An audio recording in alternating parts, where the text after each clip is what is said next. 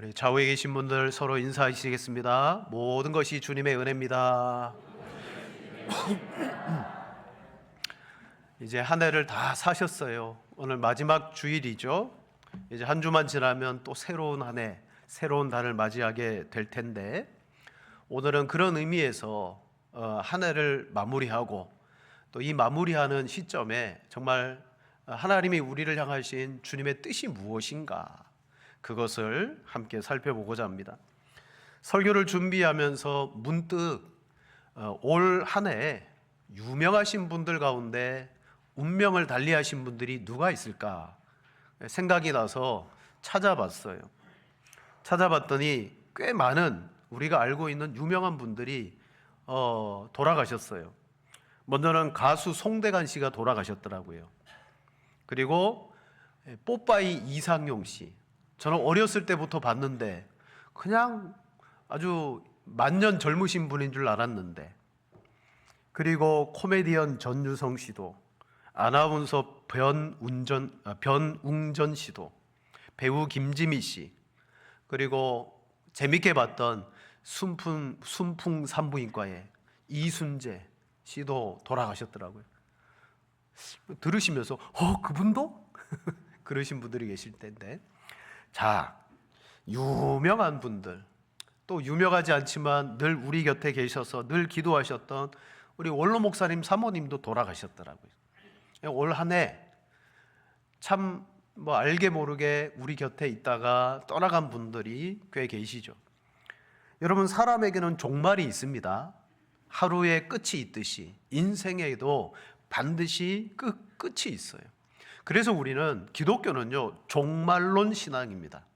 현재를 살아가되 장차 주님이 이 땅에 다시 오시는 그날, 완전한 새하늘과 새 땅이 이루어질 그 종말의 세계, 그것을 우리가 바라보면서 살아가야 됩니다.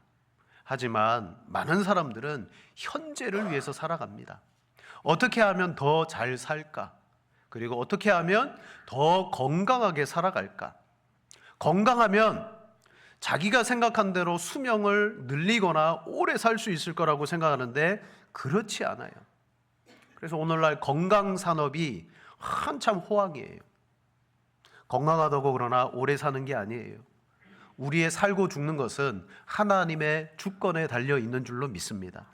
하나님이 이 땅에 머물러 있으라 그러면 머물러 있어야 되고, 어느 날 호련히 와라 그러면 가야 되는 것이 우리의 인생이에요. 예루살렘에 시므온이라는 연로한 선지자가 있었습니다. 그는 성령의 지시를 받았는데 주의 그리스도를 보기 전에는 죽지 않을 거야 라는 지시를 받았어요. 하나님이 성령을 통해서 예수 그리스도를 보기 전에는 죽지 않겠다라고 그에게 사명을 주셨어요. 나이가 점점 많아지고 육신은 쇠하여지잖아요. 얼마나 힘들고 그리고 고통스러웠겠습니까? 그러나 죽을 수가 없는 것이 그에게 주어진 사명 때문이었죠. 그런데 어느 날 예수 그리스도의 부모가 아기 예수님을 안고 정결 예식을 하기 위해서 예루살렘으로 들어올 때, 그때 그 예수님을 보자 성령께서 주의 그리스도이심을 알게 하시고, 누가복음 2장 28절 29절에 이렇게 찬양합니다. 시므온이 아기를 안고 하나님을 찬송하여 이르되 주제여 이제는 말씀하신 대로 종을 평안히 놓아 주시는도다. 어쩌면 시므온은요, 평안히 하나님의 나라 천국에 가고 싶은데 갈 수가 없었어요. 사명 때문이죠. 그러나 드디어 예수 그리스도를 보는 순간 그의 사명은 다했고, 그는 영광스러운 고백으로 이제 하나님이 종을 평안하게 놓아주시는구나. 여러분, 우리의 마지막이 이와 같아져야 될 줄로 믿습니다. 죽지 않으려고 몸부림치는 삶이 아니라 그 영광스러운 소망을 바라보면서 어떻게 하면 내가 저 영광에 속히 이를까. 참, 오늘 현대의 성도들은 저부터도 그렇지만 좀 그런 신앙이 부족한 것 같아요. 날마다 오늘 하루를 기쁘게 살아가는 것도 소망이겠지만 예수 그리스도와 함께 영원한 천국의 기쁨과 그 나라를 누리는 소망이 우리 안에서 여러분 기쁨의 감격으로 일어나기를 축원을 드립니다. 자, 이런 삶, 우리가 2025년을 다 사시면서 시므온과 같이 하나님이 주신 뜻과 그 삶을 이루기 위해서 여러분 살아오셨습니까? 아니면 하루하루 그냥 시간이 가고 우리의 가정과 생업과 삶이 있으니까 그러한 삶을 내가 일구기 위해서 그냥 헐레벌떡 살아오셨습니까? 오늘 이 본문의 말씀을 통해서 과연 오늘 우리에게 주어진 인생은 어떤 삶을 살아가야 되는 것인지 말씀을 통해 함께 은혜를 나누고자 합니다. 자, 본문은 두 가지의 이 시대의 큰 충격적인 비극의 사건을 다루고 있어요. 그래서 1절에 보면 그때 마침 두어 사람이 와서 빌라도가 어떤 갈릴리 사람들의 피를 그들의 제물에 섞은 일로 예수께 아뢰니라고 말했습니다. 사람들은 빌라도가 갈릴리 사람들을 죽인 그 사건을 가지고 와서 예수님의 의견을 물어보는 거예요. 자, 갈릴리 사람들의 피를 그들의 제물에 섞었던 일이라는 것은 뭐냐? 빌라도가 하나님께 제사를 드리는 곳에서 이 갈릴리에서 온 사람들을 죽인 것을 말합니다. 당시 갈릴리는요, 로마에 대하여 대항하는 어떤 오늘날로 말하면 반군과 같은 혁명 분자들이 그곳에 많이 있었어요. 그러니까 빌라도의 입장에서는 갈릴리에 대해서 그다지 감정이 좋지 않습니다. 왜? 반국가를 지향하니까. 하지만 갈릴리는 빌라도가 관할하는 지역이 아닌 거예요. 악한 감정은 가지고 있지만 빌라도의 통치권이 미치지 않는 지역이기 때문에 내버려 둘 수밖에 없었어요. 그런데 마침 그 갈릴리 사람들이 예루살렘에 하나님께 제사를 드리기 위해서 유대 땅에 온 거예요. 그리고 성전에서 제사를 드릴 때 또는 그 근처에서 그 사람들을 죽인 사건이 바로 갈릴리 사람들의 피를 제물에 섞은 것이다 라고 표현합니다. 사람들이 물어봤습니다. 그 갈릴리 사람들의 그 사건 주님은 어떻게 생각하십니까?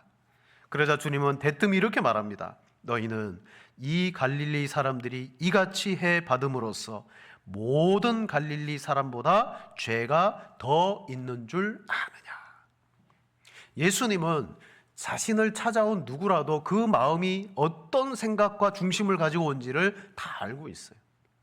예수님, 이 갈릴리 사건을 어떻게 생각하십니까? 라고 말했을 때 너희는 이 갈릴리 사람이 이같이 해 받음이 갈릴리의 모든 사람보다 죄가 더 있어서 이런 재앙을 당한 줄 아느냐라고 말했어요. 그러니까 찾아온 사람들의 의중은 뭐예요? 아마도 죽은 이 사람들은 재앙을 겪었기 때문에 다른 사람들보다 더 큰 죄를 짓지 않았을까요? 라는 마음으로 온 거예요. 그러자 두 번째로 예수님은 이제 직접 예수님이 한 가지 예를 드시면서 이야기하십니다. 4절에 이렇게 말하죠. 또 실로암에서 망대가 무너져 치어 죽은 18사람이 예루살렘에 거한 다른 모든 사람보다 죄가 더 있는 줄 아느냐. 바로 예루살렘에 망대가 무너진 사건이 얼마 전에 일어났던 거예요. 근데 이 사건도 사람들이 어떻게 여겼냐면 거기에서 무너져 죽은 사람들은 우리들보다 죄가 더 많을 것이다 라고 생각했어요. 왜 그랬느냐? 추정입니다. 여러분, 이 망대를 재건하는 사건은요, 예루살렘 성 안에 누가 주관해야 되냐면 빌라도가 주관해야 되는 거예요. 그거 세워라. 자, 빌라도가 주관하는 그 공사에 이 예루살렘 사람들이 적극적으로 참여하다가 죽음을 당한 거예요.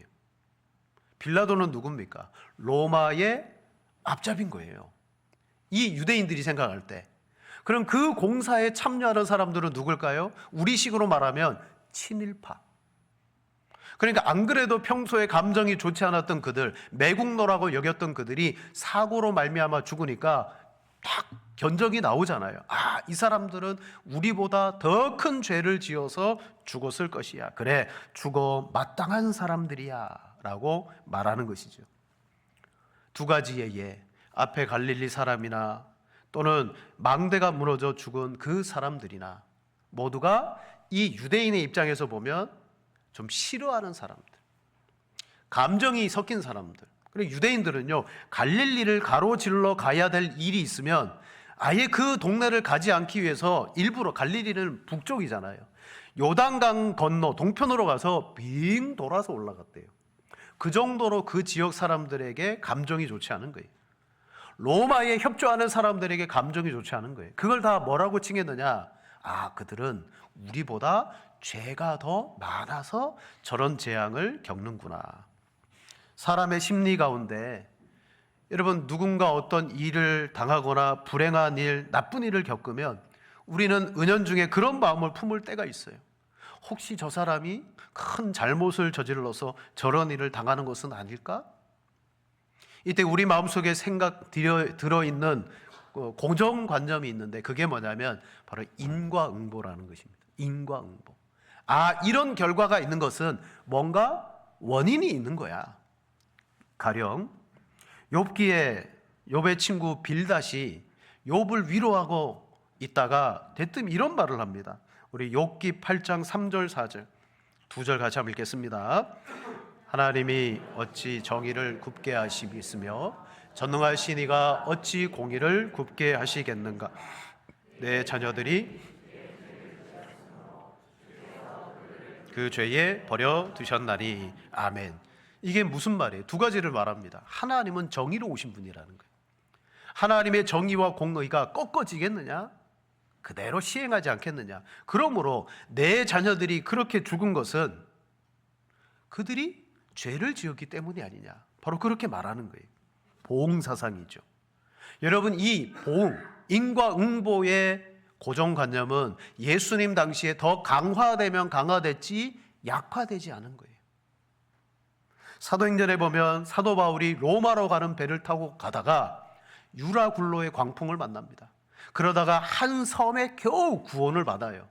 섬 원주민들이 비가 오고 추운 날씨에 모닥불을 피워주는데 그 모닥불 안에서 뭐가 튀어나왔어요? 뱀이 튀어나왔어요. 그리고 바울의 손을 물어버립니다. 독사가.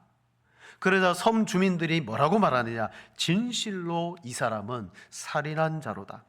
바다에서는 구조를 받았으나 공의가 그를 살지 못하게 함이로라 하더니, 그가 어떤 죄인인지 모르겠지만 바다의 재앙에서는 건짐을 받았는데, 야, 구원받고 나서 뱀에게 물려 죽어가는 모습을 보니까 이 사람은 정말 지은 죄가 너무 큰가 보다. 바로 이 이야기를 하는 거예요. 그렇습니다. 예수님을 찾아온 사람들은 갈릴리의 사건이나 예수님이 말했던 망대의 사건을 통하여 저들은 우리보다 큰 죄를 지었고 죄가 더 많아서 저렇게 된다라고 생각했습니다. 그러나 예수님의 판단은 달랐죠. 뭡니까? 첫째, 이 재앙 자체는 그들의 죄가 원인이 되어 화를 당하는 것이 결코 아니다. 재앙 자체로 그들이 화를 당한 것은 그들의 죄 때문이 아니다. 둘째는 이 일을 보고 듣는, 이 사건을 접한 너희 모두는 그들과 같은 동일한 죄인이다. 너희도 만약 회개하지 않으면 이와 같이 망할 것이다 라고 예수님이 말씀하셨어요. 그래서 3절과 5절에 예수님 똑같이 대답하십니다. 누가 더 죄인입니까? 라고 온 그들에게 다 죄인이야. 하나님은 너희가 회개하기를 원하신다라는 결론을 여러분 내립니다. 그래서 너희에게 이르노니 아니라 너희도 만일 회개하지 아니하면 다 이와 같이 망하리라. 아멘. 여러분, 하나님이 원하는 것은 뭡니까? 회개하는 것입니다. 돌이키는 것입니다. 그리고 나서 오늘 본문 6절에 이렇게 말합니다. 이에 비유로 말씀하시되. 자, 이게 무슨 비유예요? 앞에 있는 그 사건을 통하여 주님이 결론을 맺기 위해서 비유를 말씀하시는 거예요. 자, 우리 한 번 더 비유만, 우리 6절과 9절 서로 교독하시겠습니다. 이에 비유로 말씀하시되 한 사람이 포도원에 무화과 나무를 심은 것이 있더니 와서 그 열매를 구하였으나 얻지 못한지라.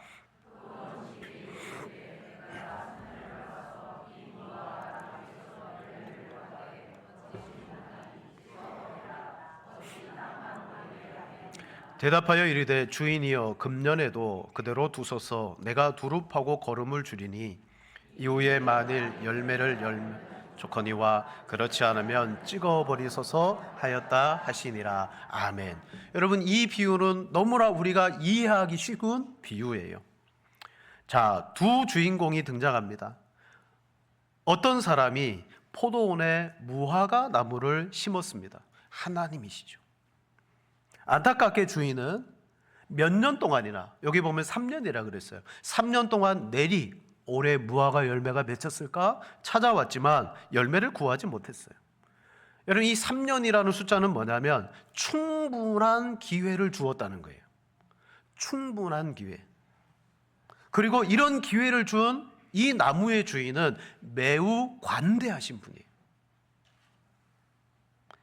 그러나 이제는 인내할 만큼 인내했으니 더 이상 열매 맺지 않는 이 나무는 땅만 버리고 있으니까 베어 버려야 되겠다라고 포도원 지기에게 말합니다.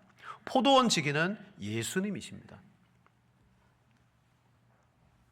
자, 열매를 맺지 않으면 소용이 없잖아요. 잘라버리는 것이 이 주인의 자연스러운 판단입니다. 하지만 포도원 지기는 뭐라고 말합니까? 한 번 더, 즉 3년을 했다면 내년 한 번만 더 기회를 주십시오 라고 기회를 부탁합니다. 여러분, 이때 열매를 맺는 기회는요 영원한 게 아니에요. 한 번만 더 주십시오라고 말했습니다. 즉 지난 3년에 비해서 앞으로 기회를 주시는 1년은 너무나 짧은 기간입니다. 이때 포도원 지기는 이 1년의 기간만 확보한 것이 아니라 뭐 하겠다고요? 그가 땅을 두릅파서 땅을 부드럽게 하고 거름을 주고 열심히 노력해서 제가 한번 열매를 맺을 수 있도록 해보겠습니다 라고 한 거예요. 단순히 관리만 하는 것이 아니고 열매 맺도록 예수님께서 어떻게 해요? 일하시겠다는 거예요. 여러분, 여기에는 심판이라는 메시지가 들어있고 또 하나는 기회라는 소망을 우리에게 말씀하고 계십니다. 하나님은 허락합니다. 일시적으로 징벌을 유예한 거예요. 그럼 그 기간 동안에 뭐 해야 돼요? 여러분, 일시적이에요. 무한정이 아닙니다. 이 비유를 들은 우리들은 어떻게 해야 되느냐? 이게 우리들이구나. 여러분, 여기에 분명히 말합니다. 4절에 죽은 18사람이 예루살렘에 거한 다른 모든 사람보다 죄가 더 있는 줄 아느냐? 여러분, 이때 이 포커스는 어디에 두고 있냐면 바로 예루살렘에 두고 있어요. 너희 예루살렘아, 너희도 회개하지 아니하면 심판을 당할 것이다. 그래서 마태복음 21장에 가면 예수님이 입만 무성하고 열매 없는 무화과를 저주했잖아요. 그때 그 무화과가 뿌리로부터 말라서 죽었어요. 그 무화과는 누굽니까? 바로 예루살렘이었어요. 그렇습니다. 갈릴리 사람들과 예루살렘 사람들이 겪었던 그 두 비극이 예상치 못했던 상황 속에 벌어진 것이라면 오늘 이 비유는 충분히 예상하고 회개의 기회를 주시는 것이에요. 우리는 기회를 얻은 겁니다. 바로 이 무화과 나무는 교회요 성도인 우리들을 말하는 거예요. 회개할 기회를 주셨고 열매 맺을 수 있는 기회를 주셨기 때문에 우리는 주님이 오늘도 나에게 기회를 주셨구나, 그런 믿음으로 살아가야 된다는 거예요. 자, 여러분, 회개의 열매라는 것은 뭡니까? 그냥 입술로 내 죄를 이야기하고 잘못했습니다, 다시는 안 그러겠습니다, 그럼 그게 회개의 열매인가요? 진짜 회개의 열매는 하나님과 사랑의 관계를 맺고 그리고 나서 이웃을 향하여 사랑을 실천하는 데까지 이르는 것이, 그게 회개의 열매예요. 회개는 예수님께서 실현하신 것처럼 회개하는 나 자신과 타인의 회복이 일어나게 하는 방편이에요. 여러분, 죄는 하나님과 우리와의 관계를 깨트리고 아주 비참하게 만들었어요. 그럼 거기에서 돌이켜 회개한다는 건 뭐예요? 단순히 죄를 안 짓는다는 게 아니고 하나님과의 관계가 깊어지고 이웃들과의 관계가 회복되면서 그 속에서 실천되어져 열매가 맺는 것이 그게 회개의 열매라는 거예요. 바로 회개의 기회는 우리를 충분히 진멸하실 수 있는 하나님의 관용과 인내를 대변합니다. 앞서 유명하신 분들이 올해 많이 돌아갔다고 말씀드렸어요. 그런데 왜 우리를 하나님이 새로운 26년을 준비케 하시고 그 새로운 해를 바라볼 수 있도록 기회를 주실까요? 그냥 내가 건강해서가 아니에요. 바로 하나님과 예수 그리스도께서 저와 여러분들에게 그런 회개의 열매를 맺을 수 있도록 은혜의 기회를 오늘도 주시는 줄로 믿습니다. 하나님 보호자 우편에서 예수님이 우리를 위해서 하시는 교회를 위하여 하고 계신 그 중보의 기도가 뭐예요? 교회는 완벽하지 않아요. 성도인 우리들도 완전하지 않아요. 다 실수와 허물이 있어요. 그럼에도 불구하고 하나님 앞에 더 기회를 주십사, 회개할 수 있도록 은혜를 주십사 예수님이 여러분 중보하시는 줄로 믿습니다. 그렇습니다. 여러분, 우리는 이 무화과 나무 포도원의 비유를 통하여 앞에 두 가지 사건을 통하여 공통적으로 우리가 가져야 되는 교훈이 뭐냐면 우리는 열매를 맺어야 되는 하나님의 백성이라는 거예요. 우리가 열매를 맺지 아니하면 여러분 심판이 임하는 거예요. 뭐냐? 여러분 창세기 6장에 노아의 홍수가 여러분 누구를 향한 심판이라고 생각하십니까?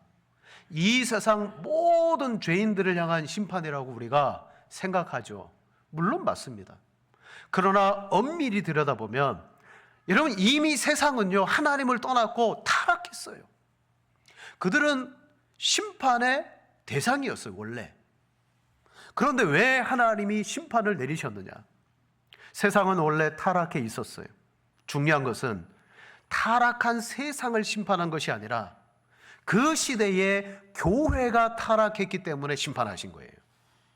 그럼 교회의 타락은 어떤 모습으로 나타났느냐? 노아의 홍수 이전에 이 성경은 이렇게 말합니다.